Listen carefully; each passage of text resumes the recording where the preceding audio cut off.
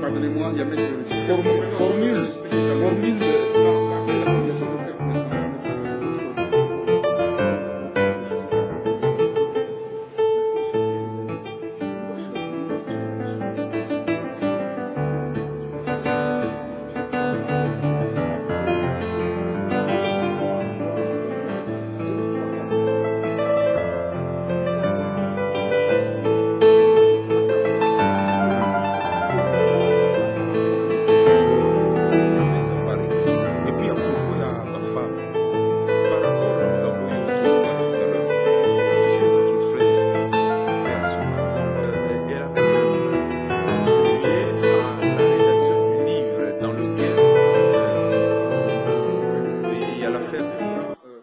Doyen, voilà, donc vous êtes en préparation, enfin des préparatifs pour le prochain forum international pour la presse, et c'est la première édition, et pour la presse également, pour les droits de l'homme.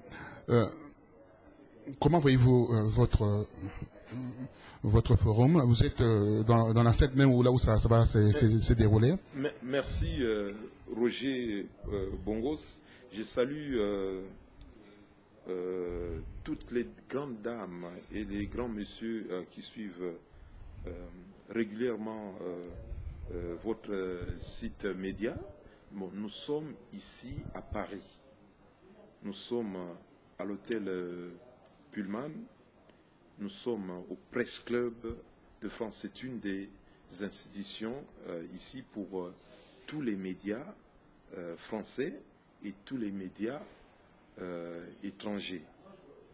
Bon, nous avons eu une séance de travail avec les différents pionniers de ce forum-là, parce que nous sommes en train de faire un travail de pionniers.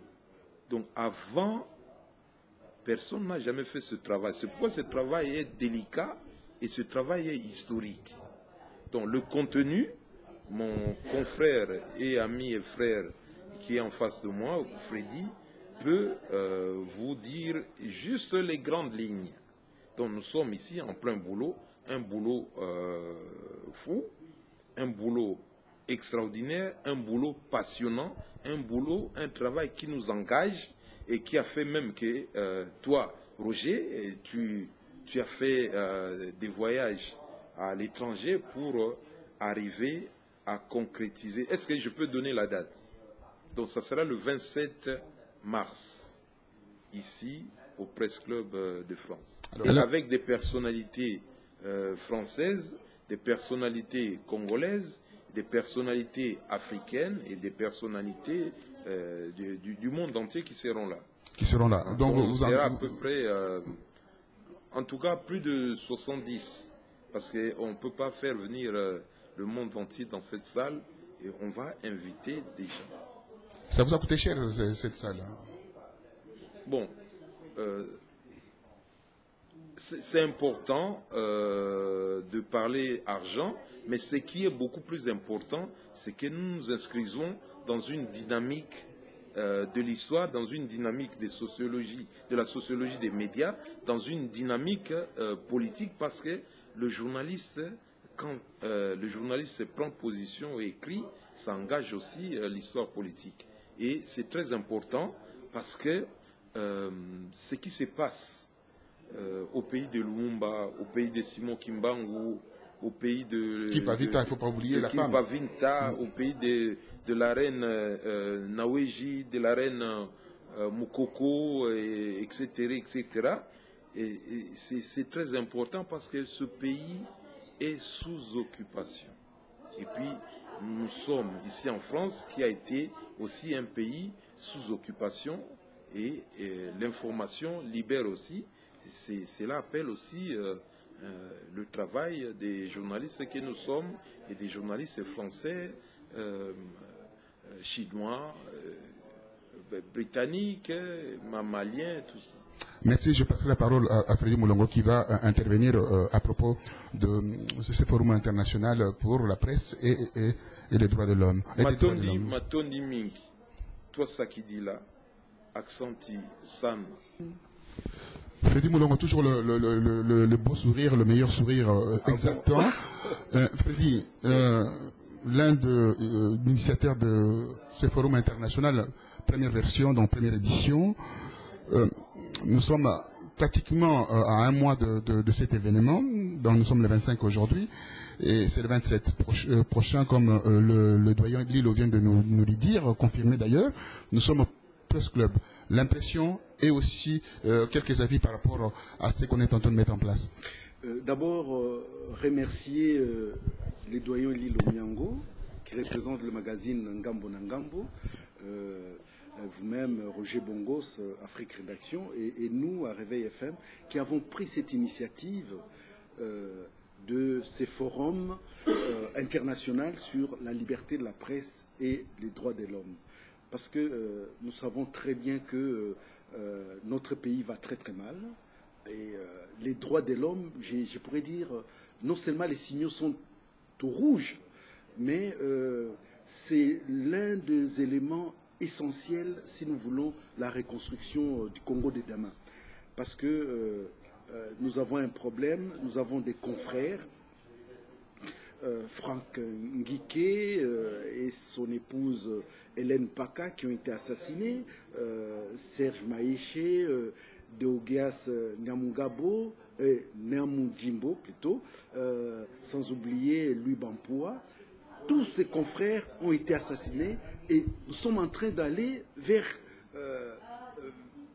certains, voire même 10 ans, et il n'y a eu aucun procès pour eux. Et s'il y a eu des procès, c'était des mascarades, et jusque-là, les commanditaires courent toujours. Quant au problème des droits de l'homme, il suffit de revenir sur l'assassinat de notre ami Floribert Chebeya et Fidel Bazana pour nous dire que ça ne va pas. Mais il n'y a pas que lui. Il y a aussi Pascal Kabangoulou qui a été assassiné à l'est là-bas, qui était le responsable de l'héritier de justice à Bukavu. Donc, nous avons des problèmes par rapport à la liberté d'expression et par rapport aux problèmes des droits de l'homme. Et les forums que nous voulons que les Congos d'aujourd'hui et de demain sachent qu'on ne peut pas relever un pays en marchant sur la liberté de la presse, qui est le thermomètre de la démocratie dans un pays, mais aussi les droits de l'homme, qui renferme des valeurs essentielles pour la démocratie dans un État. Et donc nous sommes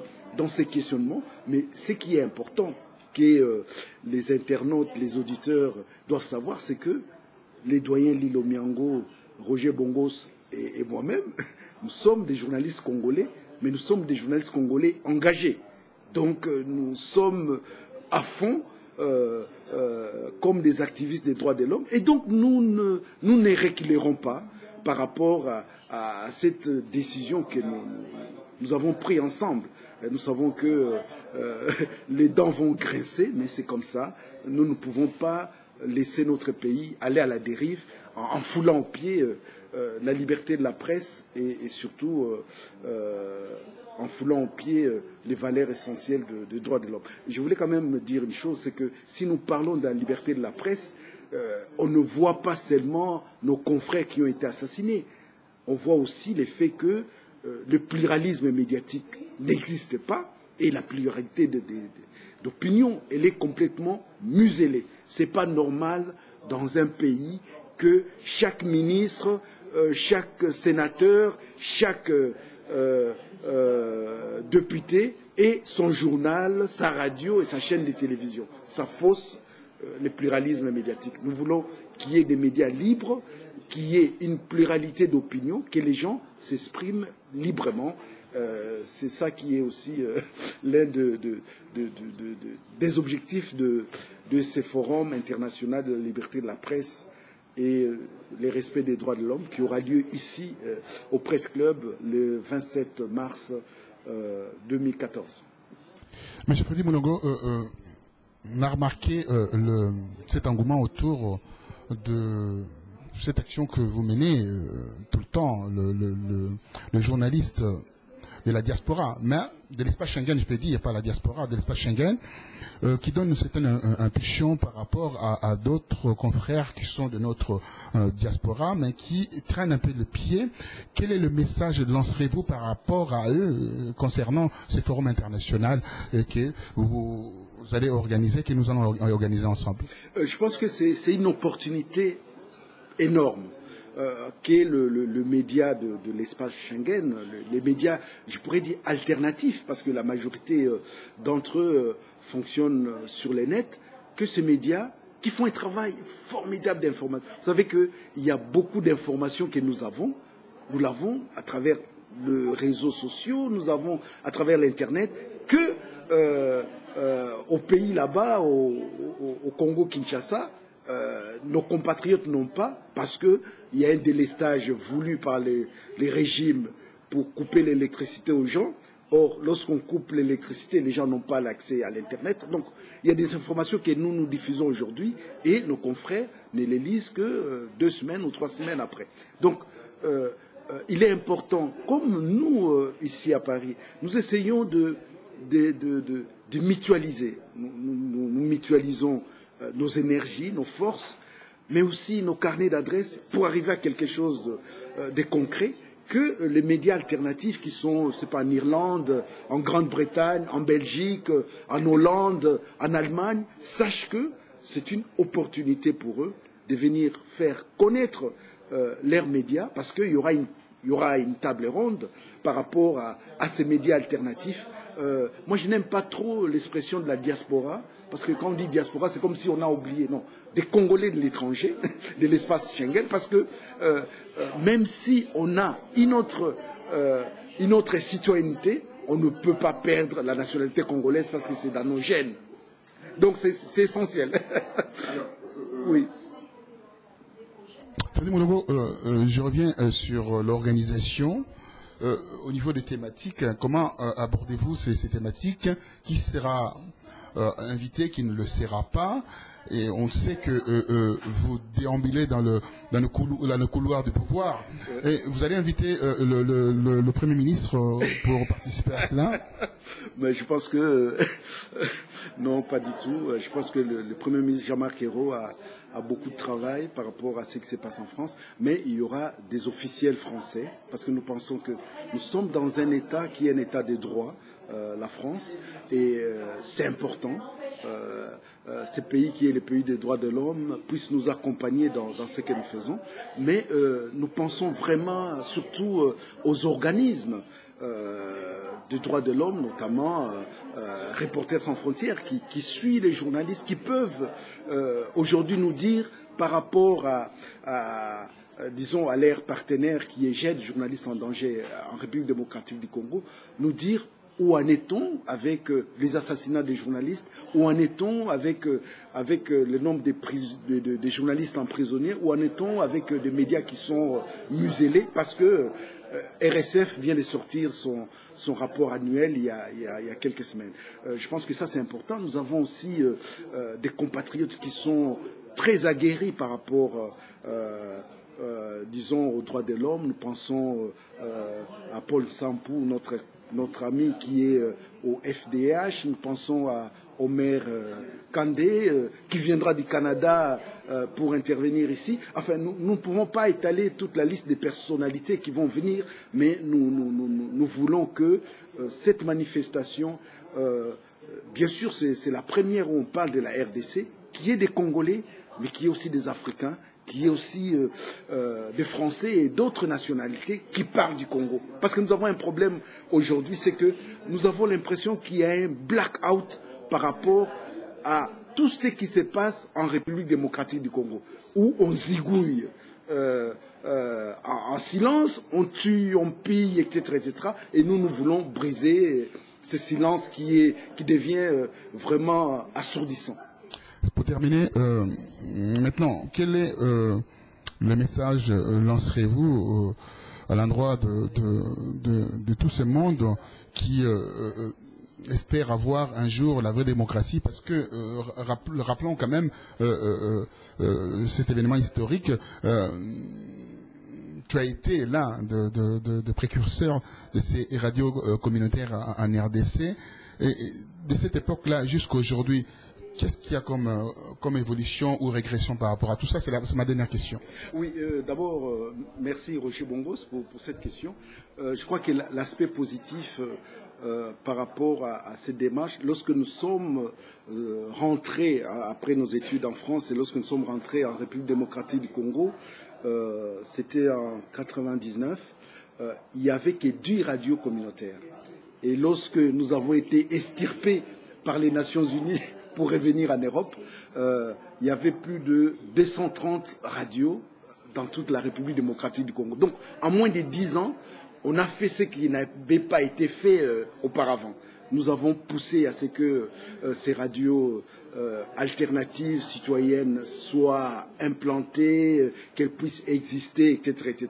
Bien sûr, la loi 0022/90 n'a pas été favorable pour les radios communautaires parce qu'elle ignore les tierces secteurs qui est le secteur des radios communautaires. Donc il y a ce qu'est le média public et les médias privés. Or, dans les privés, on ne peut pas mettre directement les communautaires parce que les communautaires sont des médias non marchands. L'autre aspect positif que je pourrais dire, c'est que ces radios-là sont implantées dans les coins et recoins de la République. Elles font des informations de proximité, parfois sans moyens, mais elles existent quand même. Mais ce que je déplore aujourd'hui, c'est de voir ce que nous subissons aujourd'hui, c'est que nous avons affaire à des fantomas du net, aux agents de l'ANER, aux barbouzes, au fait, qui, d'une certaine manière, veulent prendre en otage l'Internet pour diffuser des informations qui sont pas vraies, qui sont fausses, des informations fausses pour contrecarrer les autres informations alternatives que nous diffusons. Et soyez-en sûrs que le 27 mars 2014, les fantomas du net ou ceux qui veulent que l'obscurantisme soit démise au niveau des informations de la RDC n'auront pas accès à cette salle. Donc ça, je crois aussi, c'est un aspect important à dire. Ceux qui viendront, c'est des gens, des personnalités vraiment importantes, et nous veillerons à ce que les fantomas, les joséphistes cachés, les zombies obscurantistes ne puissent pas mettre en mal, troubler tout le travail qu'on aura fait jusque-là. Je terminerai avec un dernier appel que tu pourras faire à l'endroit de gens qui souhaiteraient contribuer à cet effort citoyen et aussi patriotique, citoyen, parce que c'est le monde entier, patriotique, peut-être les Congolais peuvent apporter quelque chose. Oui, je pense que là, ce serait intéressant qu'on le fasse à deux. Doyen Poussana. Poussana, comme ça, on va le faire à deux. Et on va le faire en toutes les langues, parce que je pense que ça, c'est le doyen Lilo, à qui on a beaucoup de respect, beaucoup d'affection aussi. Je vais parler, puis je vais laisser la parole au doyen. Je pense véritablement que toutes les personnes de bonne volonté qui croient en la République démocratique du Congo comme un pays moteur au niveau de l'Afrique, qui croient que la RDC, qui est située au cœur de l'Afrique, c'est un pays non seulement stratégique, mais c'est un pays, c'est le plus grand pays francophone au monde, qui croit aussi que les Congolais méritent mieux que ce qu'ils vivent aujourd'hui, d'encourager ces premiers forums internationaux de la liberté de la presse et des droits de l'homme que nous organisons.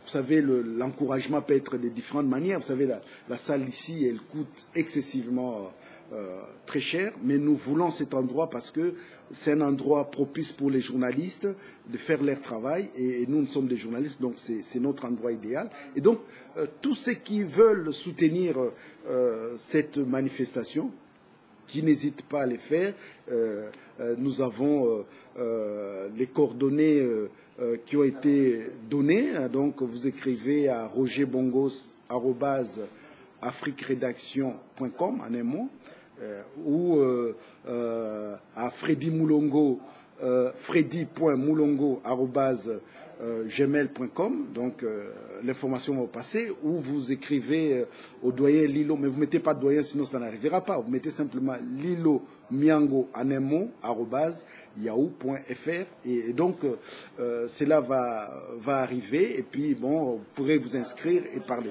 Je laisse la parole au doyen. Je souhaitais d'abord vous parler avec moi oui. en Swahili, qui minasema donc bakongomani bote bale banapenda kusaidia hii événement badena kutuanjikia unaandika pa email rogerbongos en un mot @afriqueredaction.com ou bien unanianjikia mie freddy.moulongo@gmail.com ou kuanjikia doyen Lilo, mais ushandike doyen unaandika tu Lilo Miango @yahoo.fr, email itafika et puis on pourra vous répondre. Mais le forum a besoin de moyens pour fonctionner et donc nous savons très bien que les Congolais qui ne vont plus perdre leur argent dans des concerts interdits, parce que les concerts sont interdits en France, donc Mounena pour soutenir une action qui va porter votre voix, qui va porter les noms du pays et qui va permettre à ce que les hommes et les femmes du monde entier soient au courant par rapport à Mambourena Faniga, parce qu'il n'y aura pas que les journalistes congolais, il y aura les journalistes français, il y aura les journalistes internationaux du monde entier qui viendront pour soutenir cette action. Doyen, bon, la dynamique de l'appel a été dignement et patriotiquement lancée, professionnellement lancée. Donc, toutes nos portes sont largement ouvertes. Et pourquoi c'est important aussi que chacun de vous participe, contribue, apporte une aide financière, une aide matérielle, parce que nous sommes en train d'écrire, vous et nous, l'histoire. Et cette histoire passe aussi par ce forum inédit qui est en train d'être préparé pour la concrétisation qui aura lieu le 27 mars. Alingala Nalingala doyen, parce que yo beta en ya fort. Bon, Nalingala bandeko nyonso yo bazali kolanda site média il y a Roger Bongos Afrique Rédaction TV, magazine Ngambo na Ngambo, na magazine Ngambo na Ngambo, na Réveil FM international. Tosengi binona biso tokoma histoire ensemble, tokoma makambo oya biso ensemble. Tozali parti ya humanité, biso pe il faut tokoma histoire ya biso ndenge bandeko mususu ya mokili mobimba pe bakomaka histoire ya bango et puis bakozana ba projet okoma pe histoire ya bango. Yango wana motu nyonso azana makoki tomoni bana mboka bazali balingi mboka na bango mingi baya na oyo ndenge baninga mususu ba mobiliser bango baya nango pona to finaliser makambo, mais makambo eza na nzela ya malamu, makambo salama ndenge elongo bani.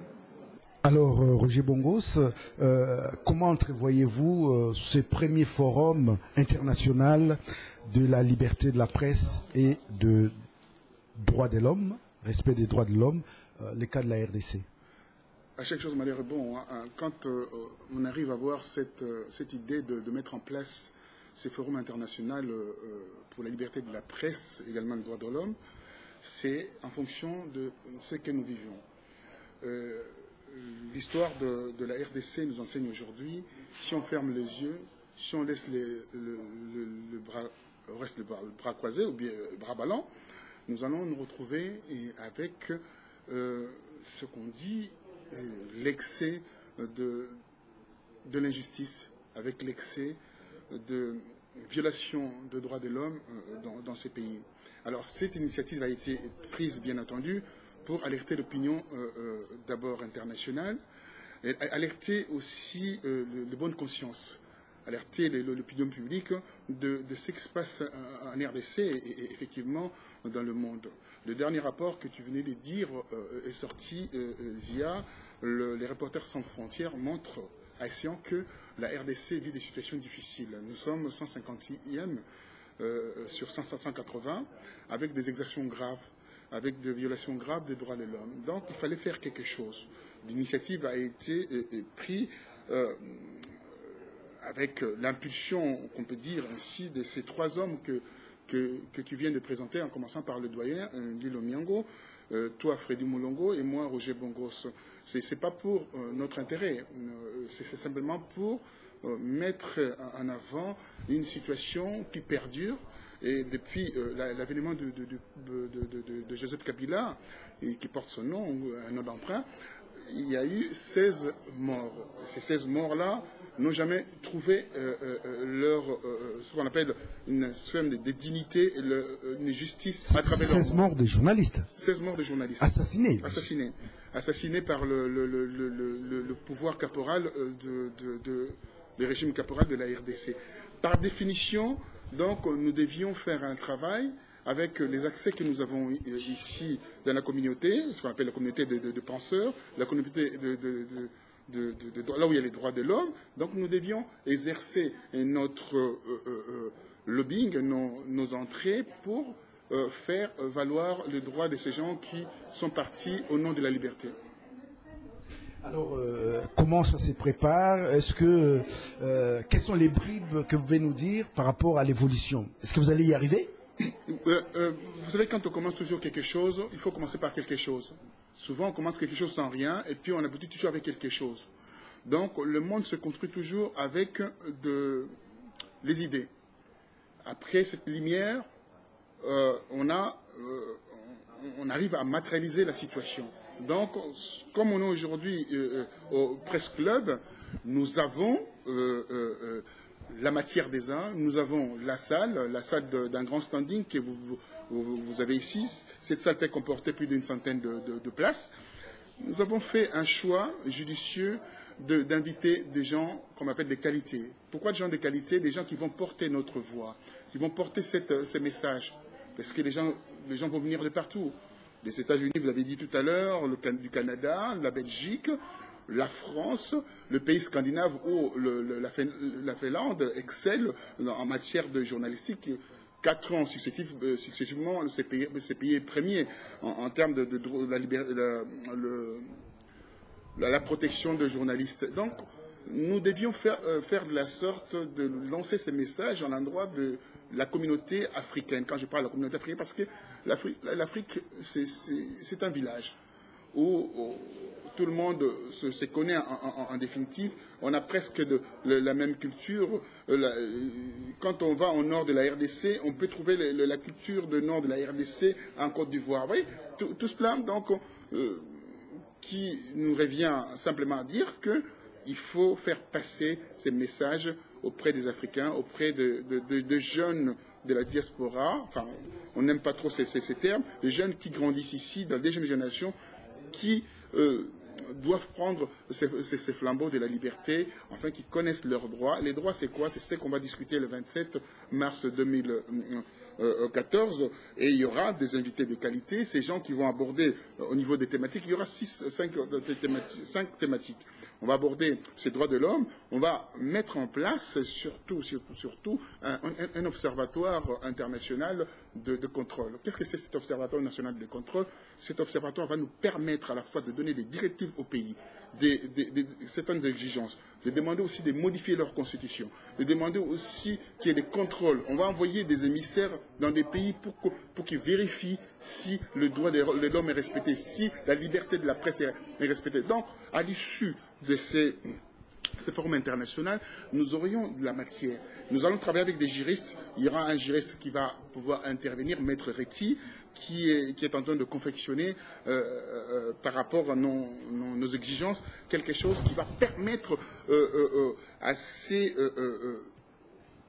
politicailleurs, ces gens qui foulent au pied le droit de l'homme, qui foulent au pied la liberté de la presse, de se retrouver devant des tribunaux ici à l'étranger, et quand ils vont se déplacer, ils vont se faire arrêter à l'aéroport. Voilà ce que nous comptons faire dans le mois à venir pour essayer de mettre un cadre répressif afin que ces gens-là cessent leur violation grave des droits de l'homme. Alors Roger, c'est ma dernière question. Un appel un peu par rapport aux partenaires, mais aussi aux Congolais qui veulent soutenir cette action. Mais moi je dirais quelque chose. Vous savez, vous ne l'avez pas spécifié vous deux, moi je vais les spécifier. Freddy Moulongo, tu as invité un nombre important de gens pour l'interview. Commençant par les combattants, les grands hommes et jusqu'aux inconnus. Il y a eu un appel, mais par rapport à cet appel, je ne sais pas si tu as des retours là-dessus. Moi, on a fait cet appel, mais j'ai eu un retour important, enfin un seul retour qui vient de l'étranger, dans un pays africain, Guillaume Nguefa, qui est bien entendu un homme connu, qui a été sensible de cet appel. Il a dit, écoutez, je vais vous soutenir, parce qu'il connaît qu'est-ce que c'est les droits de l'homme. Son parcours, tu l'as spécifié, les gens peuvent voir son parcours au niveau de cet article, le merveilleux article que tu as mis, que tu as pondu. Donc, il va nous soutenir. Il y a encore de petits soutiens, de gens qui viennent du Canada, commençant par Dominique Kabongo, va apporter son soutien. Il y a M. François Mbokou, a apporté son soutien déjà. Donc, c'est des gens qui sont sensibles. Jean Calama, bien entendu, j'ai oublié. Jean Calama, qui j'étais avec lui hier, apportera son soutien, a apporté un soutien. Je ne vais pas dire des sommes, mais c'est quand même de sommes importantes. Donc, cela veut dire quoi? Cela veut dire simplement ceux qui crient beaucoup, ceux qui disent que voilà, nous sommes des compatriotes, nous sommes de gens qui aiment le Congo, ne se manifestent pas aujourd'hui. Pourtant, nous avons porté nos matériels, nous avons porté notre savoir pour faire, comme on dit, rayonner leur envie et désir, et puis leur parole. Donc, ça montre quoi? Ça montre simplement, donc, on ne voit pas encore les retours. La communauté n'est pas encore bien solidement, comme on dit, solidaire. Mais on attend. C'est le 27 mars. Nous avons cet événement ô combien important et nous espérons toujours avoir leur contribution afin que cet événement-là soit un événement d'une grande qualité et un honneur pour notre communauté. De toutes les manières, qu'ils soutiennent ou pas, l'événement aura bien lieu. Certainement, parce que nous avons dans notre escarcelle nos économies à nous, personnelles. Nous avons cassé nos tirelires pour mener à bien cet événement parce qu'on ne peut pas rester dans les ghettos. La communauté congolaise, c'est une grande communauté, comme M. Camara Lassiné disait, c'est un continent dans un continent, la RDC. Donc les gens ne voient pas l'importance de la RDC. Hein? Si on ne fait pas attention par rapport à ce qui va se passer dans le mois ou dans les années à venir, nous risquerons de se trouver avec un pays implosé, avec un pays saucissonné, avec un pays, bien entendu, volé en éclats, parce que nous sommes toujours distraits dans notre façon de voir les choses. Mais il faut que le Congolais se réveille et regarde sous un prisme beaucoup plus élargi ce qui se passe dans ces pays, les velléités des gens qui veulent nous appauvrir intellectuellement, mentalement et physiquement. Alors le mot de la fin, ce sera vraiment le mot de la fin, Roger. Le mot de la fin, je n'aurais pas beaucoup de choses à dire. Ce que je pourrais dire, je tenais à rendre hommage aux Congolais de la diaspora, de l'étranger, comme tu l'as spécifié clairement. Je tenais aussi également à dire à ces Congolais-là de ne pas baisser les bras, et surtout à la presse communautaire que je salue. Même, j'essaye de tant bien que mal de communiquer, de faire passer le message, mais en réalité, avec la qualité des images qu'ils fournissent déjà, il y a des images avec une qualité exceptionnelle. On va voir aussi des discours exceptionnels. À travers des discours exceptionnels, nous allons voir aussi des gens exceptionnels. Vous voyez, progressivement, avec ce qu'ils font déjà, avec le moyen de bord, nous allons arriver avec une communauté forte. Il ne faudra pas oublier une seule chose, il ne faudra jamais oublier, tenu compte de cela, le Congolais commence toujours quelque chose et les autres suivent toujours. Et la communauté congolaise, en termes journalistiques, en termes de réseaux sociaux, c'est l'une des communautés la plus active, avec 175 000 êtres humains, comme on dit, communautaires sur la toile. Donc ça montre quoi? Ça montre simplement qu'il y a un intérêt important, évident par rapport à cette nouvelle technologie qui est le net, qui va sauver peut-être le Congo. En tout cas, Roger Bongos d'Afrique Rédaction, les doyens Lilo Miango des magazines Ngambo Nangambo et Freddy Moulongo de Réveil FM International, nous vous remercions, amis internautes, de nous avoir suivis. C'était la seconde grande réunion du Forum international de la liberté de la presse et des droits de l'homme. La première avait eu lieu au Carrousel du Louvre et ça c'est la seconde. Nous espérons qu'il y en aura d'autres et que le grand événement de mars, disons du 27 mars, c'est bien ces forums qui va se tenir ici même au Press Club à l'hôtel Pullman à Paris. Nous vous disons merci, bye bye, ciao.